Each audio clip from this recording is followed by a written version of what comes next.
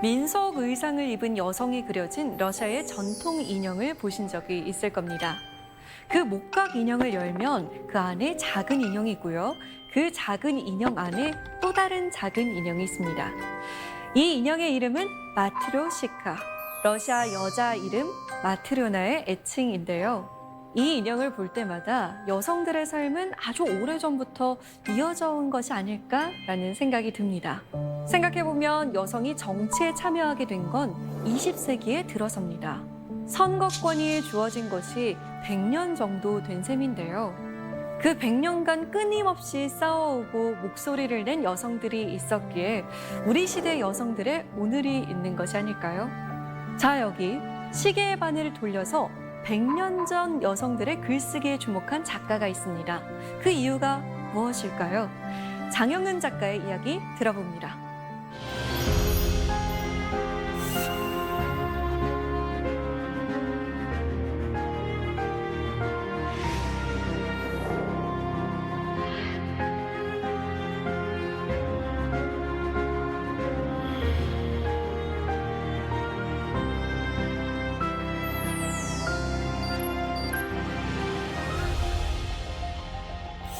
네, 반갑습니다, 안녕하세요. 작가님. 네. 반갑습니다. 여성의 글쓰기를 주제로 잡으신 이유가 참 궁금합니다. 예, 오늘 강의 전반에 걸친 네. 핵심적인 질문을 주셨는데요.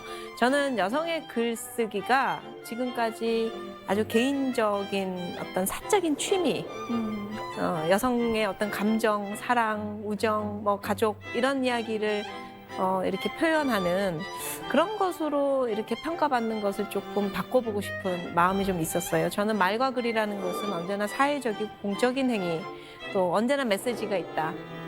그런 생각을 갖고 있었기 때문에 그런 사회적인 영향력을 말과 글로 우리에게 직접 보여준 여성 작가들의 이야기를 좀 나누고 싶어가지고 여성의 글쓰기로 오늘 여러분들을 찾아뵙게 됐습니다. 네, 정말 많은 분들이 궁금해할 분야일 것 같은데요. 오늘 강연 귀 쫑긋하고 잘 들어보겠습니다. 고맙습니다. 네, 감사합니다.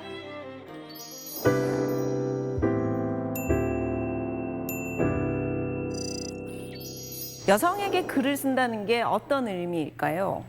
여성이 글을 쓸 수 있게 된 시기는 언제부터로 우리가 생각해 볼 수 있을까요? 사실 여성이 본격적으로 공적인 영역에서 글을 쓴 시기는 그렇게 오랜 이 역사를 갖고 있지는 못합니다.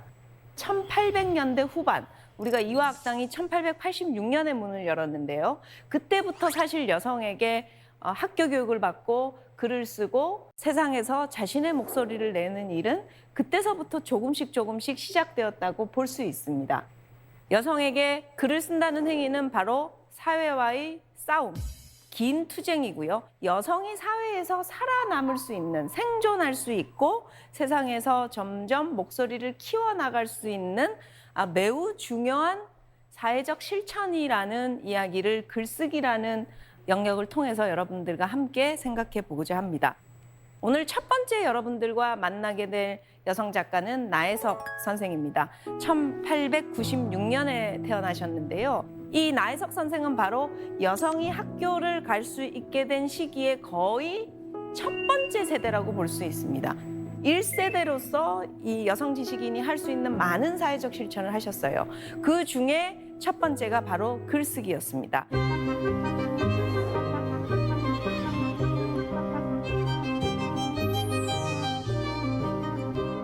여성이 최고의 교육을 받았다 할지라도 아직까지 1910년대 후반에 한국에서 여성이 자신의 힘으로 돈을 벌 수 있는 직업은 많지 않았습니다.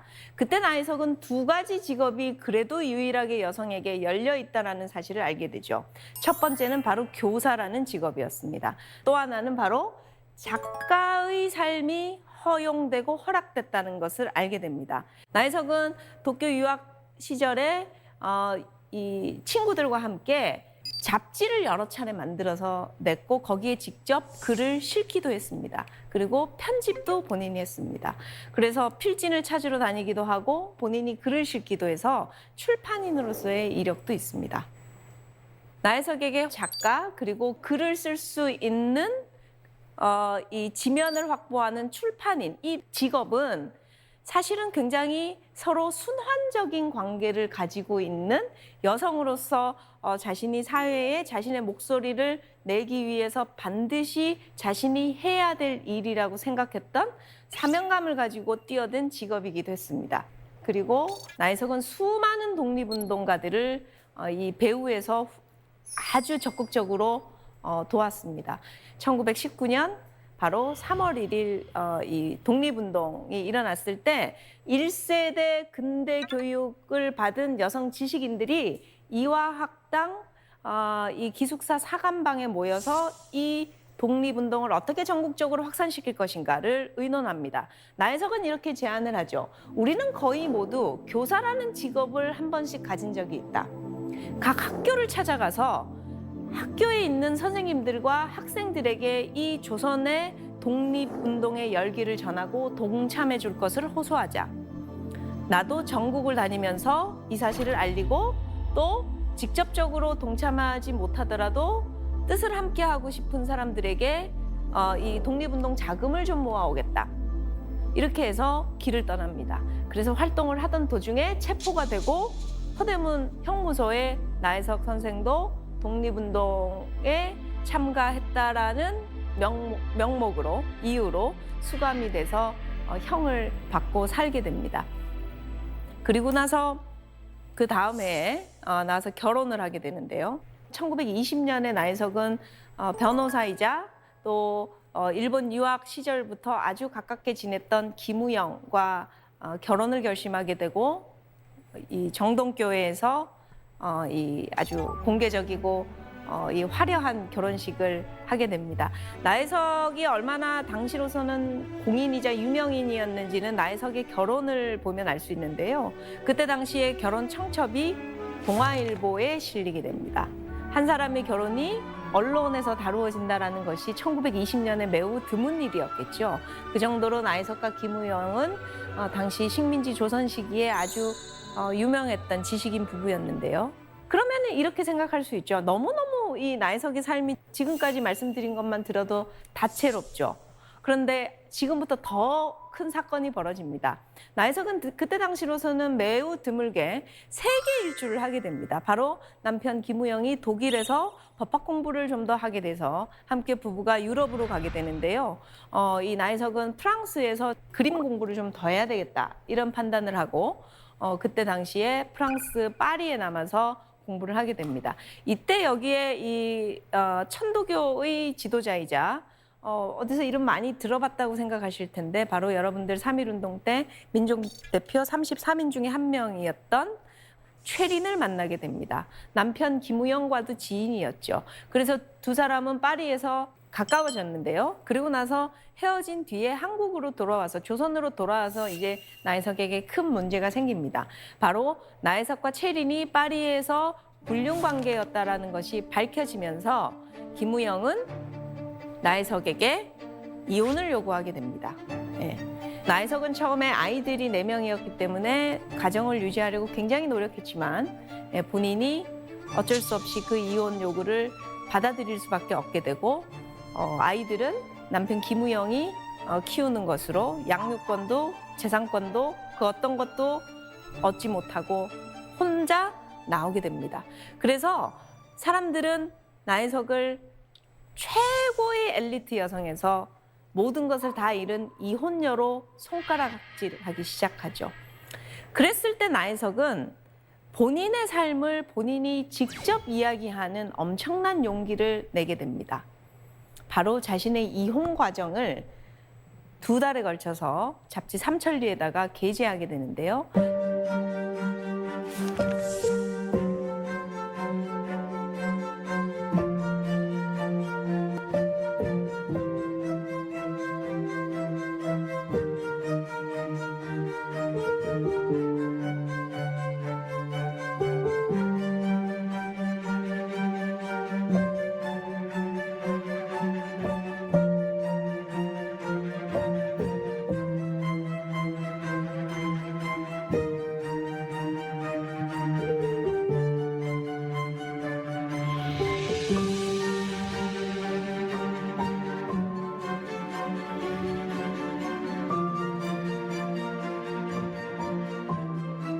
바로 이 글을 쓰고 나고 난 이후에 나혜석은 사회로부터 파문당하게 됩니다.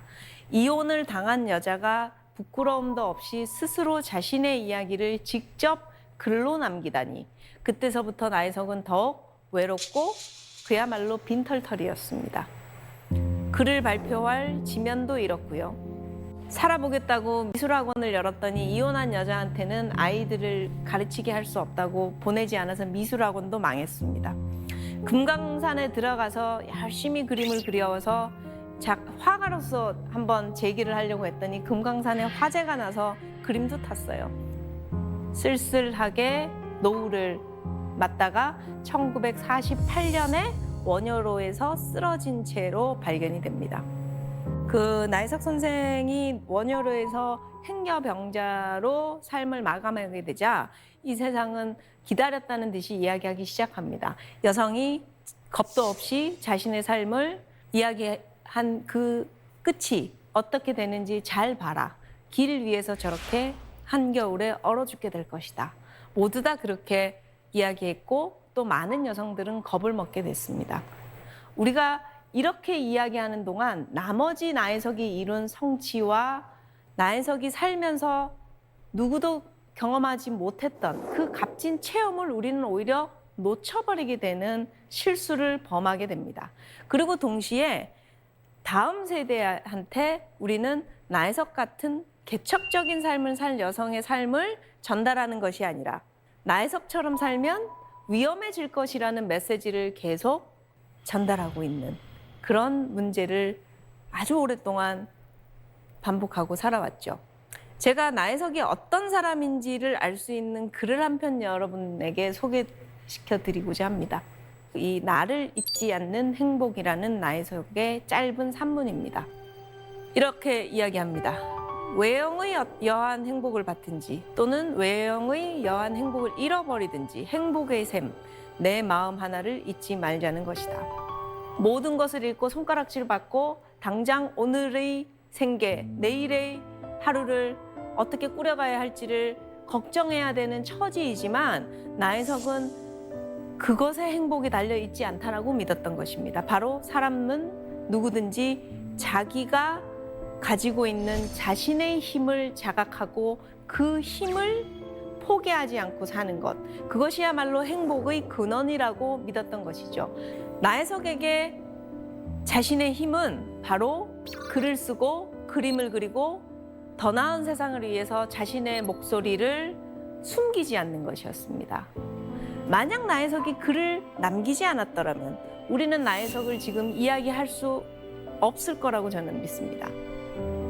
나혜석이 자신의 삶을 직접 이야기했기 때문에 우리는 나혜석을 지금도 기억할 수 있고 지금도 재평가할 수 있고 또 나혜석의 삶에서 용기를 얻을 수도 있고 또 나혜석의 삶에서 지혜를 얻을 수도 있습니다. 내가 어떤 삶을 살 것인가는 세상이 정해주는 것만으로 이루어지지 않는다. 바로 누구나 자기가 알고 있는 자신의 힘, 그것을 자각하길 바란다. 이 현실에서 한 사람이 살아남기 위해서 무엇을 해야 되는가를 누구보다 일찍, 진지하게, 치열하게 고민한 삶을 나혜석을 통해서 우리는 확인하게 됩니다.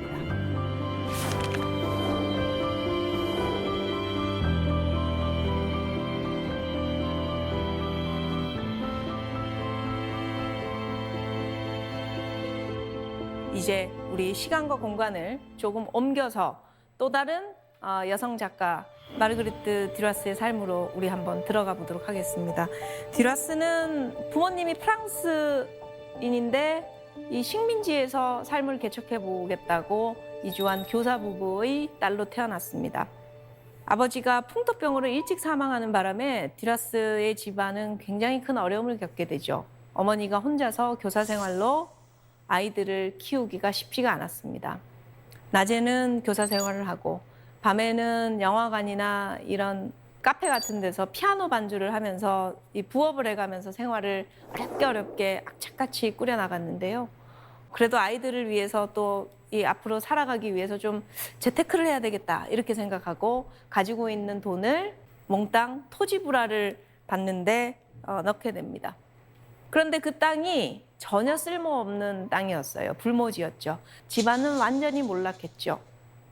어머니는 어려워진 이 환경을 집안 경제 탓을 전부 다 딸에게 막 퍼붓습니다. 마치 딸에게 잘못이 있는 양. 딸은 그 집안에서 오빠보다 훨씬 더 똑똑하고 성실하고 장래가 촉망되는 학생이었고요.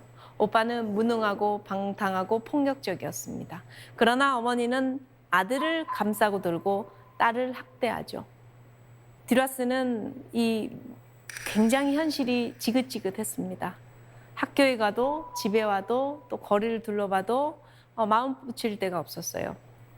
유일하게 자신이 시간이 어떻게 가는지를 모를 정도로 몰입할 수 있는 일이 있었는데 바로 책 읽기였습니다.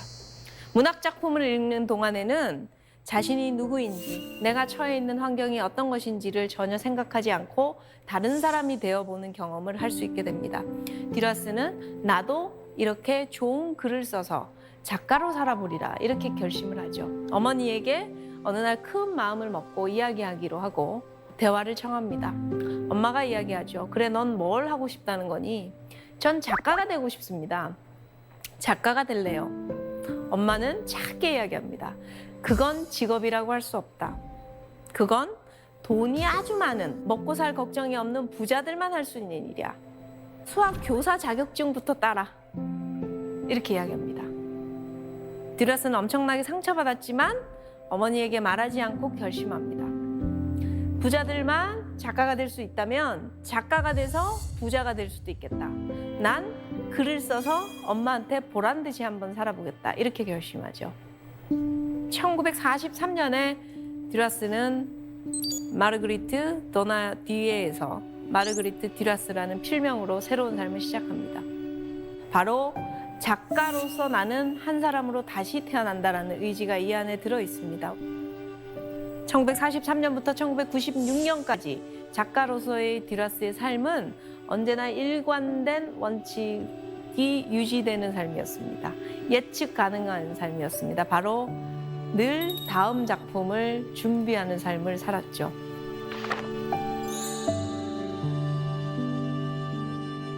듀라스는 프랑스뿐만이 아니라 전 세계 문학 독자들로부터 큰 사랑을 받아서 많은 이 자신의 작품이 영화의 원작이 되는 행운도 누렸습니다. 히로시마 내 사랑, 태평양의 방파제 이런 작품들의 원작이 되면서 진짜 글을 써서 돈을 많이 버는 삶을 엄마에게 입증했죠. 그래서 듀라스가 그런 글을 씁니다. 글을 써서 산 집에서 다시 글을 쓰면서 나는 내 유년기의 상처를 많이 회복했다. 이런 이야기를 하죠. 듀라스는 글을 써서 작가의 삶이 얼마나 한 여성에게 멋질 수 있었던 것인가를 증명했습니다. 듀라스는 죽기 전에 자신의 연인에게 이런 말을 유언처럼 남깁니다. 문학은 나를 배신하지 않았다. 저는 이 말을 글쓰기는 나를 결코 배신하지 않았다는 말로 해석하고 싶습니다. 듀라스가 자신의 어머니와 나눴던 그 대화 속에서 자신의 꿈을 죽을 때까지 계속 끌고 나간 그 용기, 그리고 바로 살아있다는 것과 글 쓴다는 것이 자신에게는 동일한 가치이자 의미라는 것을 평생 입증한 그 삶 속에서 많은 감동을 느낍니다.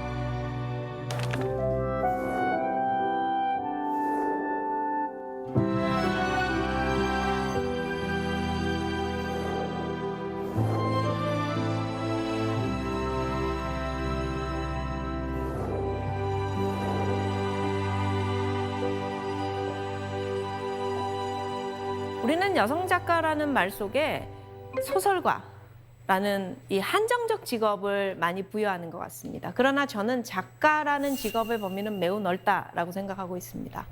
글을 써서 발표하는 사람은 작가다. 책을 출간하는 사람은 작가다. 독자를 가지고 있는 사람은 작가다. 저는 그렇게 생각합니다. 소설이 아니라 할지라도 한 사회에 영향을 미치는 글들을 발표한 사람을 저는 작가라고 생각하고 있습니다. 그런 의미에서 여러분들에게 듀라스 다음으로 소개시켜드리고 싶은 작가가 바로 프리다 칼로입니다.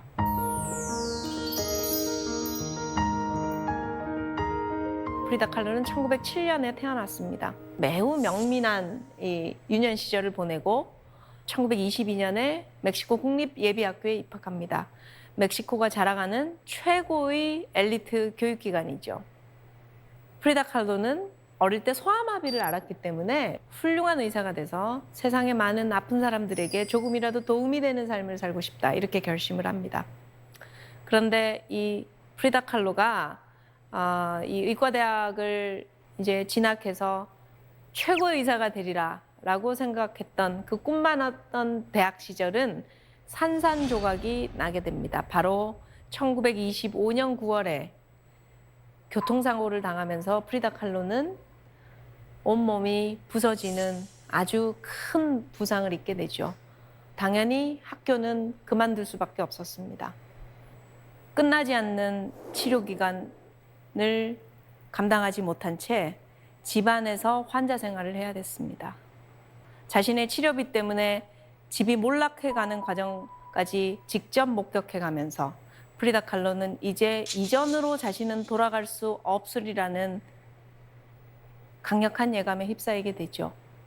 내가 이제 의과대학으로 돌아갈 수는 없고 정상적인 사람으로 살 수는 있을지 무엇을 할 수 있을까? 프리다 칼로는 어느 날 자신이 오랫동안 혼자서 시간이 날 때마다 해왔던 일을 떠올리게 됩니다. 바로 자신이 어린 시절부터 그림 그리는 것을 좋아했다라는 사실을 떠올리게 됩니다.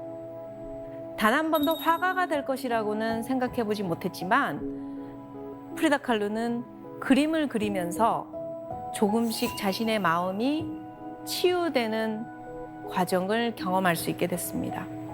또 하나는 그림은 학교를 나오지 않더라도 충분히 배울 수 있을 것이라고 생각했기 때문에 자신도 모르게 화가가 되면 어떨까라고 고민하기 시작했습니다. 그런데 자신이 어느 정도 화가로서의 자질이 있는지는 프리다 칼로 스스로도 알 수가 없었습니다. 그래서 조금 몸을 움직일 수 있을 정도로 회복을 하자마자 프리다 칼로는 멕시코 최고의 화가 디에고 리베라를 찾아갑니다. 자신이 그린 그림을 몇 점 들고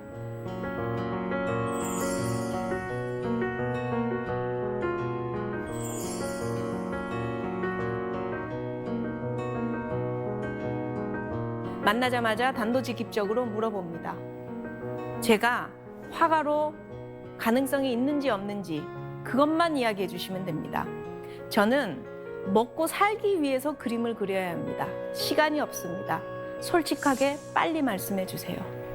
디에고 리베라는 이 낯선 젊은 여성이 난데없이 찾아와서 그림을 내민 것도 놀라웠지만 그 그림이 가지고 있는 엄청난 생명력, 한 번도 경험해 보지 못한 화풍에 완전히 사로잡히게 됩니다.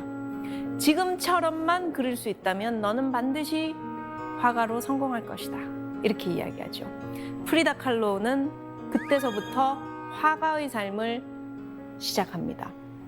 엄청나게 그리고 또 그리고 동시에 당대 최고의 화가가 누구인지를 알기 위해서 멕시코 밖으로 떠나기를 원하게 됩니다.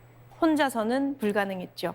디에고 리베라와 1929년에 결혼을 하고 1930년에 미국에 가서 프리다 칼로는 피카소와 만나서 서로 이 그림을 가지고 토론하는 시간도 가지게 됩니다. 그때 피카소가 디에고 리베라에게 이런 이야기를 하죠. 당신과 나는 이미 프리다 칼로보다 못한 화가이다. 프리다 칼로는 우리를 능가한 지 오래되었다. 이런 말을 합니다.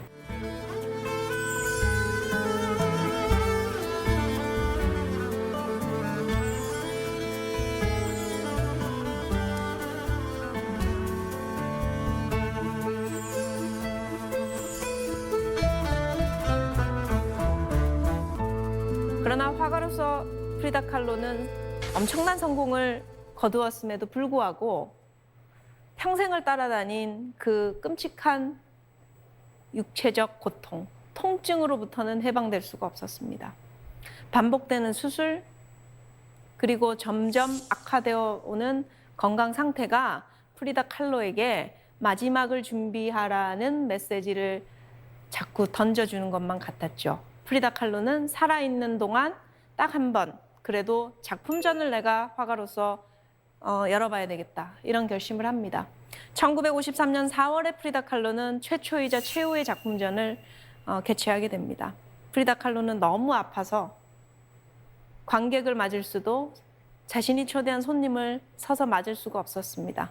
구급차에 실려서 이 내빈들을 맞이하게 되는 아주 초유의 장면을 연출하게 되는데요. 그것은 바로 프리다 칼로가 어떤 상황에서도 자신의 삶에 충실한 그 모습을 일관되게 보여준 것이라고 저는 생각합니다. 프리다 칼로가 1954년 죽기 직전에 남긴 마지막 그림입니다. 이 그림의 제목이 저는 볼 때마다 감동적인데요. 바로 인생 만세입니다. 이 삶을 마무리하기 직전에 그린 마지막 그림, 이 그림 앞에 인생 만세라는 헌사를 자신의 삶에 돌려준 그 프리다 칼로에게 저는 박수를 보낼 수밖에 없습니다. 프리다 칼로는 그런데 화가로 더 유명한 것 네, 같아요. 그렇죠. 그런데도 불구하고 작가라고 저희가 부를 수 있는 어떤 지점이 있을까요? 네, 너무 중요한 질문 해주셨는데요.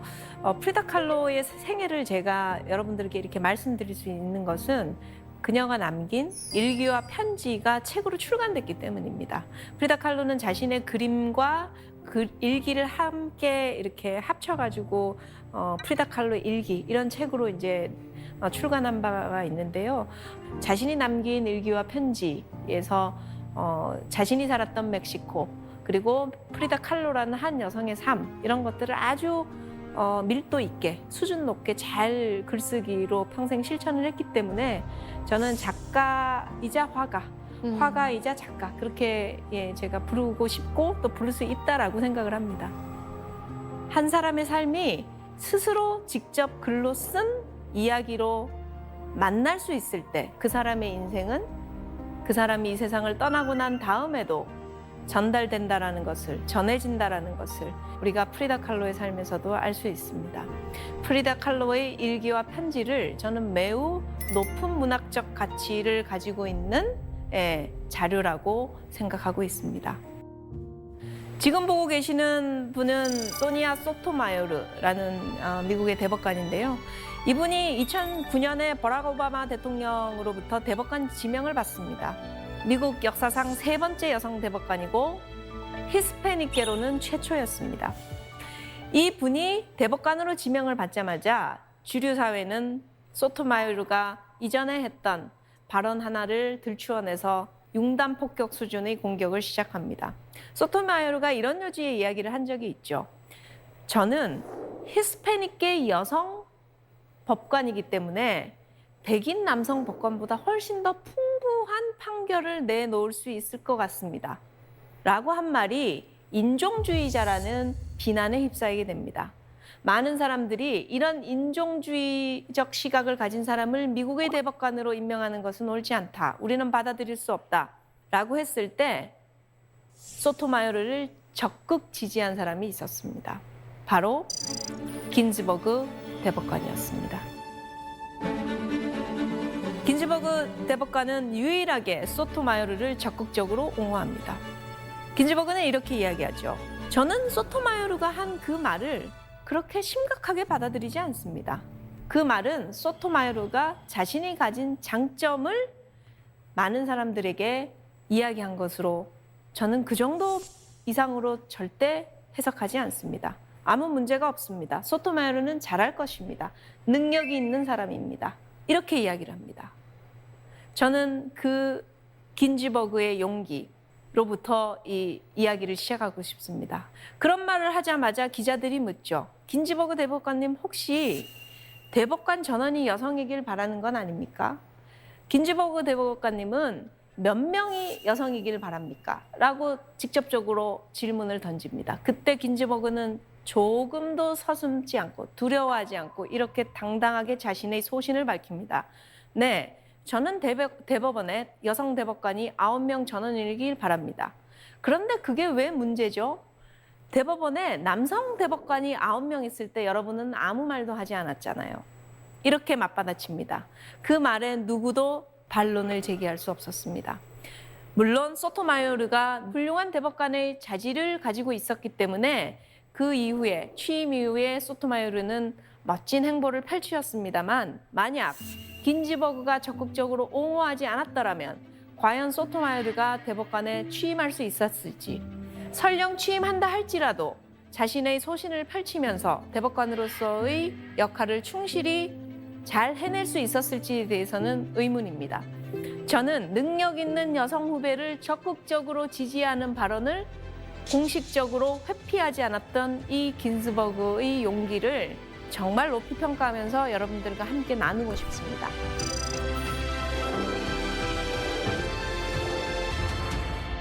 긴즈버그는 1956년에 하버드대 로스쿨에 입학합니다. 긴즈버그가 입학해서 가장 많이 들어야 했던 질문은 바로 남학생들의 자리를 차지한 이유가 무엇인가? 라는, 지금 생각하면 너무나 여성 혐오적인 발언이죠. 그러나 이 질문을 당대 최고의 지성인들이었던 하버드대 로스쿨 교수들로부터 들어야 했습니다. 미국 역시 오랫동안 주류 사회는 남성 백인들의 전유물이었습니다. 긴즈버그는 이때부터 여성의 수가 얼마나 중요한지를 자신이 체감했죠. 여성의 수가 늘어나는 것은 여성이 살만한 세상을 만드는 데 가장 필수적인 조건이다. 내가 법조계에서 여성의 수를 늘리는데 내가 무엇이라도 역할을 해야 되겠다. 여성의 수가 늘어나고 그 여성들이 소신껏 일을 할 수 있게 내가 할 수 있는 최선을 다하겠다라는 다짐을 1956년 하버드대 로스쿨에 들어가면서부터 했고 또 평생 그 약속을 지켰습니다.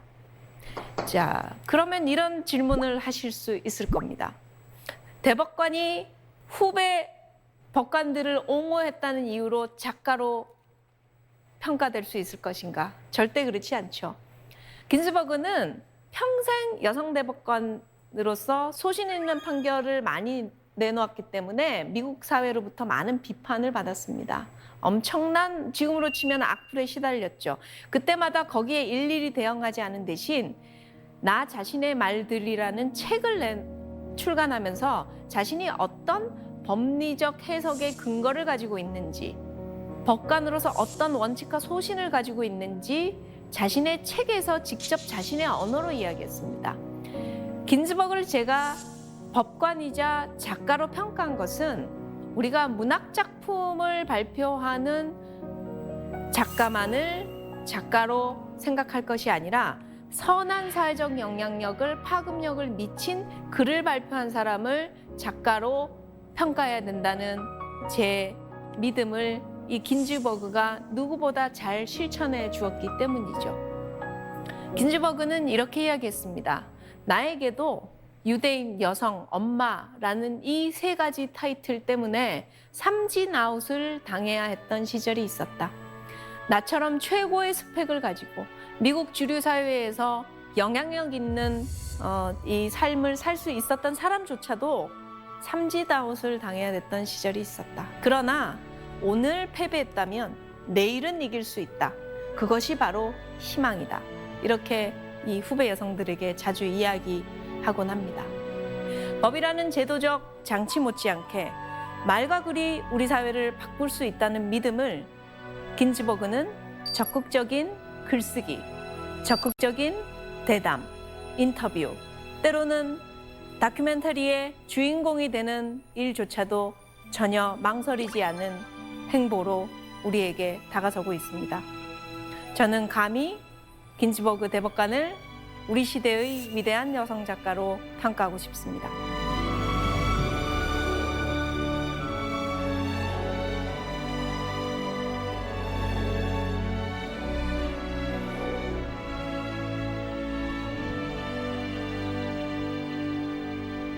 네, 제가 마지막으로 여러분들에게 오늘 소개드릴 작가는 다소 생소한 루마니아 출신의 헤르타 밀러인데요. 1953년에 태어나셨고 지금도 작가로 활발하게 활동하고 계십니다.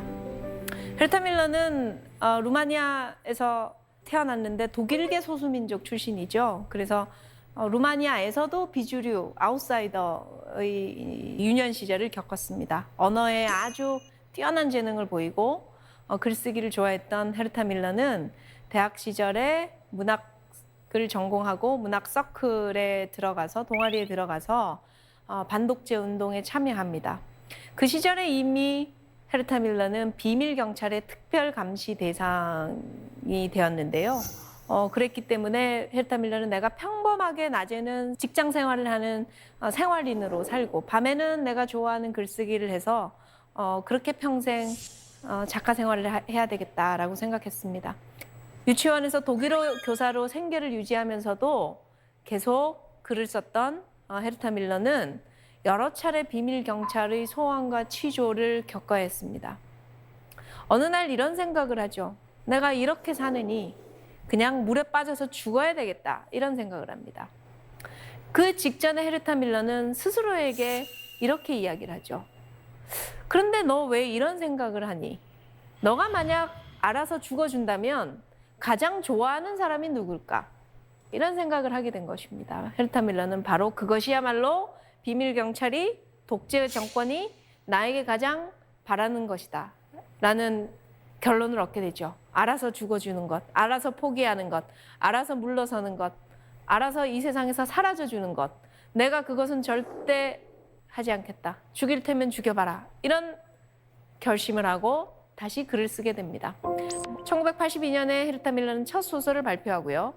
그러나 그 작품이 루마니아 독재 정권의 검열과 대폭 수적, 작가의 허락을 받지 않은 채로 만신창이 되는 그런 이 수모를 겪게 됩니다. 헤르타 밀러는 도저히 이 수모는 작가로서 겪을 수 없다. 그렇다고 내가 죽어줄 수도 없다. 나는 작가로 살아야 되겠다는 마음으로 1987년 독일로 망명합니다. 강다솜 아나운서께서 헤르타 밀러라고 잠깐 생각해 보시죠. 네. 독일 망명을 어쩔 수 없이 떠나야 했었는데요. 만약에 망명을 지금 가셔야 된다. 그렇다면 어떤 걸 가지고 독일로 가셨을까요? 가방 안에요. 네, 가방, 백 안에. 아무래도 돈이 되는 건 다 챙겨야 되지 않을까? 그러니까 어떤 게 돈이 되는 거? 귀중품들이 기중품 있다면 어떤 거? 뭐 보석이라든가, 네, 보석. 뭐 금괴가 있다면 금괴라든가, 예, 또 돈, 현금이라든가, 현금. 뭐 그런 것들을 좀 챙겨야 되지 않을까요? 현금화할 수 있는 재산 가치가 있는 것을 다 모두 다, 뭐 저도 그럴 겁니다. 네. 그러나 헤르타 밀러는 낱말 상자, 평소에 신문과 잡지에서 자기가 좋아했던 단어를 하나하나씩 오려두었던 그 낱말을 상자 안에 둔 그걸 이제 보자기에 싸가지고 독일에 단신으로 오게 되죠.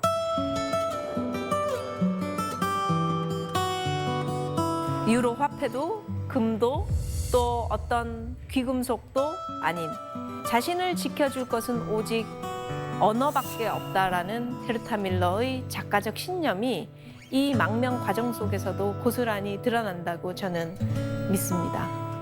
망명자 헤르타 밀러는 자신은 어디에서 살던 간에 작가라는 사실을 잊지 않았습니다. 루마니아에서 끊임없이 테러의 위협이 가해져 왔지만 자신은 자신의 이야기를 소설로 발표하는 일을 중단하지 않았습니다. 조금씩 독일 문단에서 인정받기 시작했고 헤르타 밀러는 자신이 드디어 가슴속에 숨겨놓은 이야기를 할 때가 되었다고 판단했습니다. 2009년에 헤르타 밀러는 숨근해를 발표합니다. 바로 자신의 부모님이 강제수용소에서 겪었던 이야기를 자신이 직접 취재하고 또 그 살아남은 사람들이 오늘을 어떻게 살아가고 있는가를 소설로 한번 구성해 보겠다. 이런 오랜 자신의 구상을 드디어 결실을 맺게 되는데요. 이 작품을 발표하고 나서 헤르타 밀러는 노벨문학상을 수상하게 됩니다. 2009년 노벨문학상 수상식장에서 헤르타 밀러는 그 자리에 함께한 많은 귀빈들에게 이런 질문을 던집니다. 당신은 손수건을 가지고 있습니까? 이 손수건은 숨근해에 나오는 레오, 주인공 레오의 이야기와 밀접하게 연관되어 있습니다. 레오는 수용소에 갇혀 있다가 아사 직전에 한 끼의 밥이라도 어떻게 먹어야 되겠다는 생각으로 이 집 저 집 문을 두드리게 되죠. 한 친절한 아주머니가 허겁지겁 밥을 먹고 있는 소년에게 손수건을 내밀면서 닦아가면서 먹으렴 이렇게 이야기합니다. 그리고 그 손수건은 가지고 가렴. 레오는 그 손수건을 가지고 수용소 생활을 끝까지 버틸 수 있었습니다.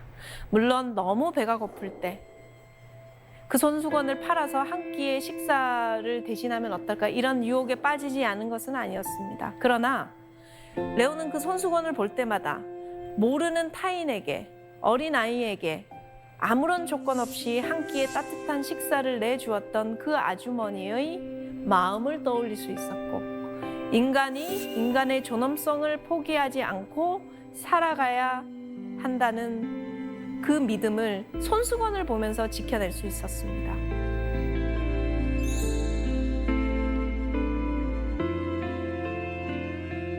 레오는 끝내 살아서 손수건을 가지고 집으로 돌아오게 되죠. 어쩌면 헤르타 밀러에게 손수건은 글쓰기이자 문학이자 인간의 존엄성이자 포기할 수 없는 이상과 동의어인지도 모르겠습니다. 여러 가지 어려움을 뚫고 노벨 문학상 수상자가 된 헤르타 밀러가 전 세계의 독자 그리고 노벨 문학상 시상식에 참가한 수많은 귀빈들에게 손수건을 이야기한 것은 바로 문학, 글쓰기가 자신에게 무엇이었는지를 고백하는 것이라고 저는 생각합니다. 저는 헤르타 밀러가 노벨 문학상을 받은 것보다 한 장의 손수건을 끝까지 기억하고 있다는 것. 글쓰기가 위협받을 때마다 자기답게 소신껏 그리고 자신이 쓰고 싶은 글을 쓸 수 있는 공간을 적극적으로 찾아 나선 것. 그 과정 속에 더 큰 감동을 매번 받게 됩니다.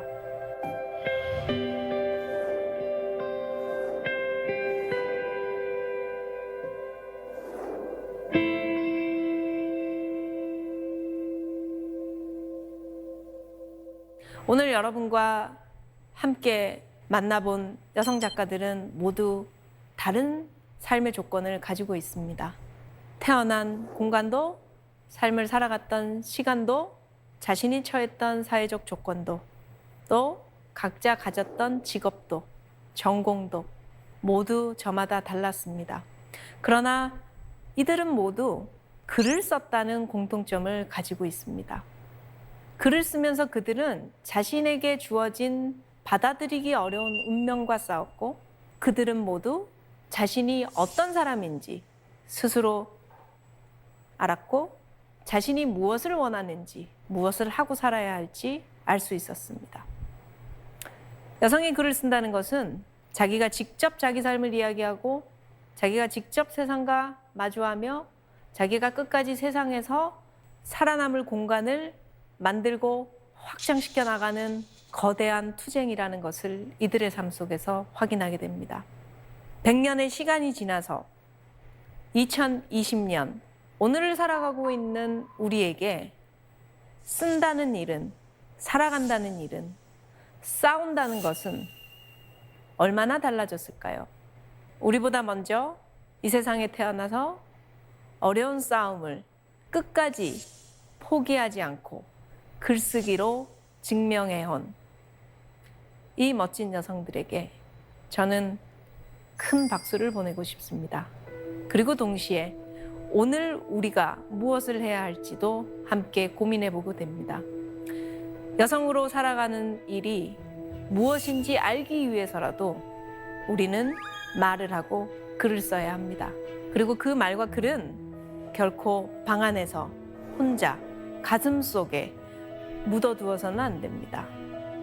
더 많은 여성들이 글을 쓰고, 더 많은 여성들이 말을 하고, 더 많은 여성들이 사회에 진출해서 선한 영향력을 발휘할 때 우리가 살고 있는 이곳은 더 살만한 곳으로 변할 것이라고 믿습니다. 쓰고 싸우고 살아남다. 이제 우리가 쓸 차례입니다. 오늘 함께 해주셔서 감사합니다.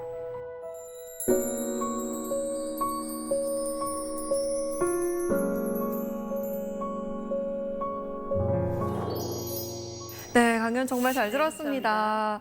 아, 여성들이 남긴 삶과 글을 통해서 오늘날의 여성들 그리고 또 오늘날의 사회의 모습에 대해서 생각해 보게 되었습니다. 자, 오늘 사사기 공동체 여러분께서 질문을 좀 미리 보내주셨는데요. 함께 볼까요? 박미래 씨의 질문입니다. 다양한 여성 작가, 정치인 등 많은 사람들을 발견해서 책으로도 내셨던 걸로 알고 있는데요. 현재 작가님의 발견을 기다리고 있는 여성은 어떤 인물인가요? 또 요즘 주목하고 있는 여성상도 있으신가요? 작가님이 요즘 주목하고 있는 여성상은 예. 어떤 여성상일까요? 뭐 지금 젊은 여성들은 다 그렇지만 진취적이고 포기하지 않고 그리고 요즘 제가 이 여성 정치인들 중에 말랄라 유샤프자이도 그 여성 정치인들의 범주에서 그 자서전을 한번 분석을 해봤어요. 말랄라 유샤프자이도 탈레반의 총에 맞아가지고 죽음의 고비를 넘겼지만 본인이 계속 아동 여성 인권 운동하고 노벨 평화상도 받고 또 옥스퍼드 졸업하고 지금 말랄라 재단을 운영하고 있는데 그런 뭐 누가 이렇게 겁준다고 해서 이렇게 위협한다고 해서 포기하지 않는 그런 여성상에 지금 좀 관심이 많습니다. 네, 오늘 강연 잘 들었습니다. 네, 감사합니다. 네, 저도 한번 글을 열심히 써볼 생각을 해봐야겠다. 그리고 주변의 여성들에게도 글을 한번 써보자라고 권유해봐야겠다라는 생각이 드는 강연이었어요. 글을 쓰셨잖아요. 저도 네, 쓰긴 썼는데 그래도 좀 더 써봐야겠다. 예, 좋습니다. 생각이 들더라고요. 기다리고 있겠습니다. 네. 예. 오늘 강연 정말 잘 들었습니다. 고맙습니다. 예, 감사합니다.